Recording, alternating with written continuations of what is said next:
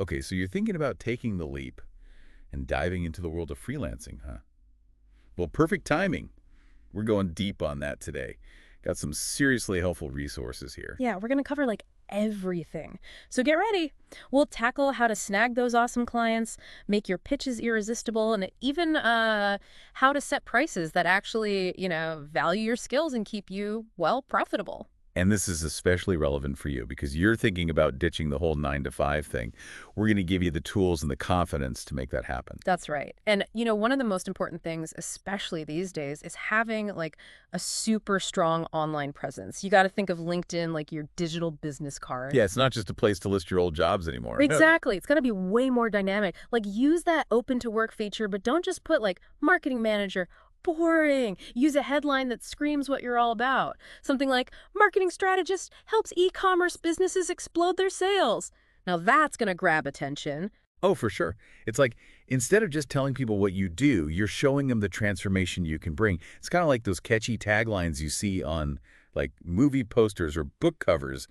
They give you a taste of the awesomeness inside. Yes, totally. And it's also important to have visuals. Having a professional photo, maybe even like a cool banner image, it can really elevate your profile. And then once you've got their attention, you need somewhere to like really showcase your work. That's where a killer portfolio website comes in. Right. It's like think of an art gallery, but for your skills and your work. People can browse and see what you're capable of. And it's not just about listing projects, it's about highlighting the impact you've had. Kind of like before and after photos, but for, marketing campaigns or design projects. Yes, exactly. And you know what else adds a huge boost? Tell me. Testimonials. Ah, testimonials. Social proof. It's like, think about when you're buying something online. You see a product with like a ton of 5-star reviews and then another with none. Which one are you going to go for? Exactly. It builds that trust and credibility. It's huge.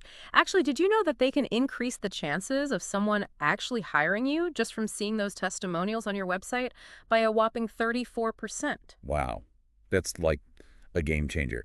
All right, so we've got this awesome online presence. Our LinkedIn profile is sparkling. Our website is showcasing our brilliance. Now, where do we actually find these clients who are going to be blown away by all this? Right. Okay, so this is where it gets interesting. You got to be strategic about it. Think about a multi-channel search, like engaging in niche communities online, places where your ideal clients hang out. Makes sense. Go where the people are. Right. So like LinkedIn groups for specific industries, Facebook groups for, entrepreneurs or whatever niche you're in. Freelancer platforms are another great option. Think Upwork, Fiverr, those kinds of places. Yeah, those are like giant marketplaces bustling with potential projects. But I imagine it can be tough to stand. There's a lot of competition. True. That's why you got to be smart about it. Don't just like blast out generic proposals.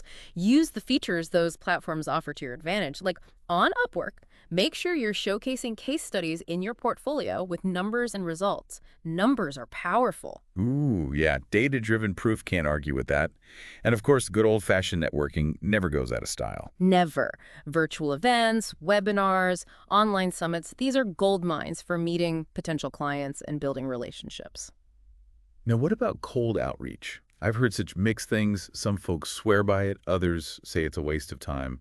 What's your take? It can be a little, I don't know, hit or miss sometimes. You got to Yeah. be smart about it. Okay, so like, how do you actually make cold outreach work? Personalization. That's the key. Don't just send out like a generic, hey, I'm a freelancer, hire me email. No one's going to respond to that. Instead, you got to do your homework.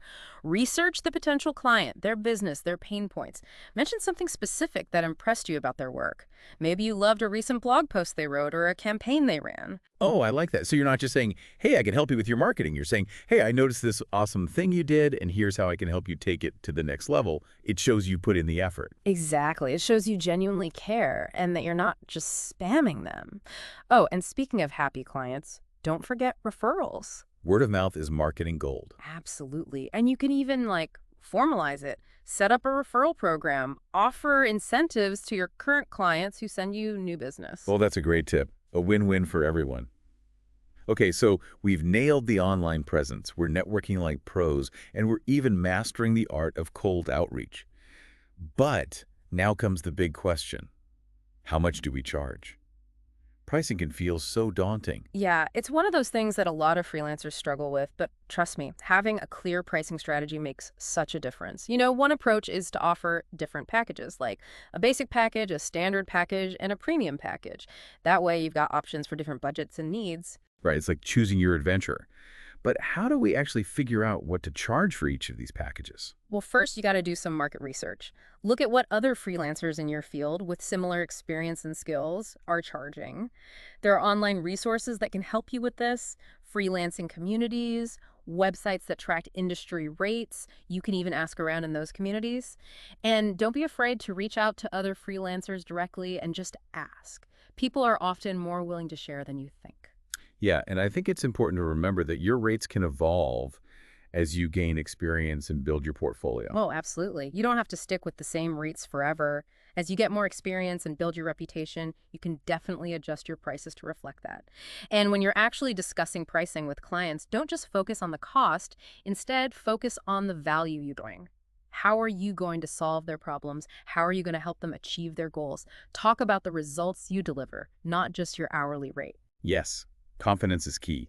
Believe in your worth and what you bring to the table. All right, let's get practical here. We've got this awesome pitch template our sources provided. Walk us through it. Let's do it. First up, we have the subject line. Think of this as your one-liner to capture their attention and make them want to click. The best subject lines are ones that focus on solving a specific problem the client is facing. Right, so instead of just saying, like, freelance writer available, say something like content that engages your audience and drives traffic. Exactly. That's way more compelling. And then in the salutation, always use their name. Personalization is key, remember. In the intro, briefly introduce yourself and your area of expertise. Next up is the connection part. This is where you mention something specific that impressed you about their work, to show you're not just mass emailing everyone. Then we get to the heart of it, the value proposition. Ooh, this is the good stuff. It is. This is where you really highlight your relevant experience and explain how you can help them achieve their goals. Be clear, concise, and focus on the benefits you bring. Then end with a clear call to action, letting them know you're eager to chat more about how you can help them. It's like a recipe for pitch perfection. Exactly. And if you're feeling stuck, my advice is to just start writing. Even a messy first draft is better than staring at a blank page. Oh, I totally agree. Just get those ideas flowing. All right, now let's move on to actually setting those pricing tiers for those awesome packages we talked about. Remember, the table we have here is just a starting point. Feel free to customize it. Right, it's a jumping off point. Make it your own. Exactly. Think about what makes your packages unique, what sets them apart, and how they cater to different clients' needs. Adjust those descriptions. Play around with the pricing based on your experience, your skills, and what you've learned from your market research. So we've covered a ton today. We've talked about building a stellar online presence, rocking those client pitches, and even becoming pricing masters. But here's the thing, taking action is key. Don't just listen to this and then, do nothing. Use this knowledge. You got it. So now that you know the ins and outs of finding clients and crafting those winning pitches, think about this. What unique skills or experiences can you bring to the table? What's your special something that will make you stand out? What's your secret sauce that's going to make clients choose you? That's such a great question. We've given you the ingredients. Now it's time to cook up something amazing. We believe in you, and we can't wait to see what you create.